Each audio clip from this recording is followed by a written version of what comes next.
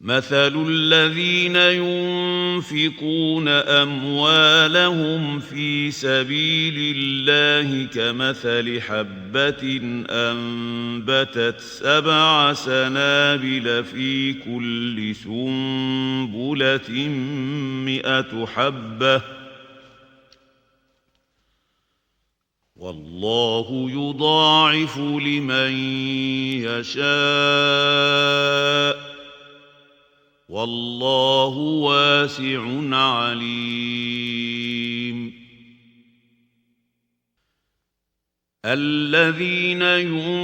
ينفقون أموالهم في سبيل الله ثم لا يتبعون ما أنفقوا منا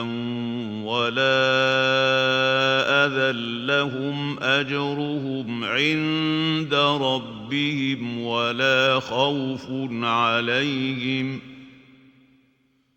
لهم أجرهم عند ربهم ولا خوف عليهم ولا هم يحزنون. قول معروف ومغفرة خير من صدقة يتبعها أذى والله غني حليم. يا أيها الذين آمنوا لا تبطلوا صدقاتكم بالمن والأذى كالذي ينفق ماله رئاء الناس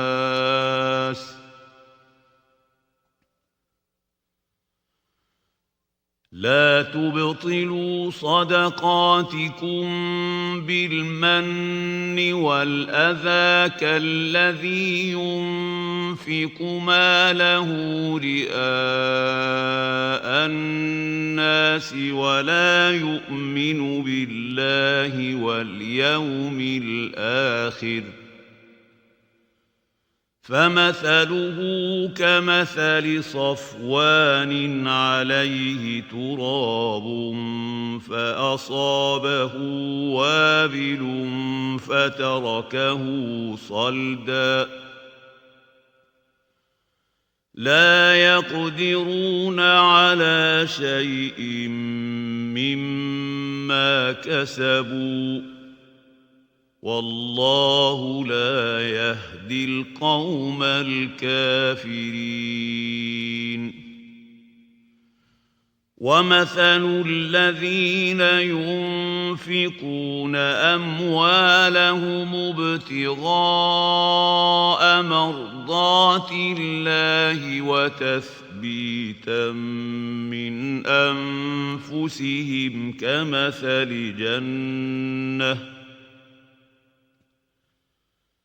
كمثل جنة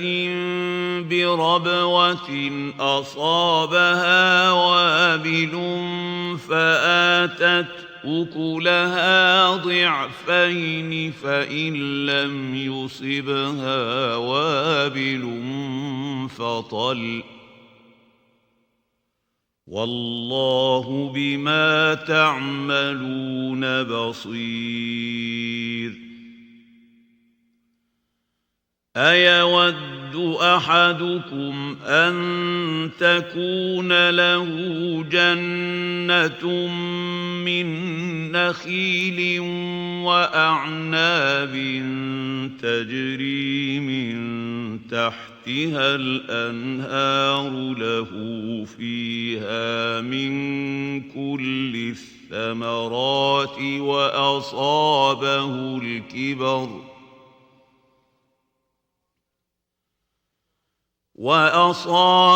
الكبر وله ذرية ضعفاء فأصابها إعصار فيه نار فاحترقت احترقت كذلك يبين الله لكم الآيات لعلكم تتفكرون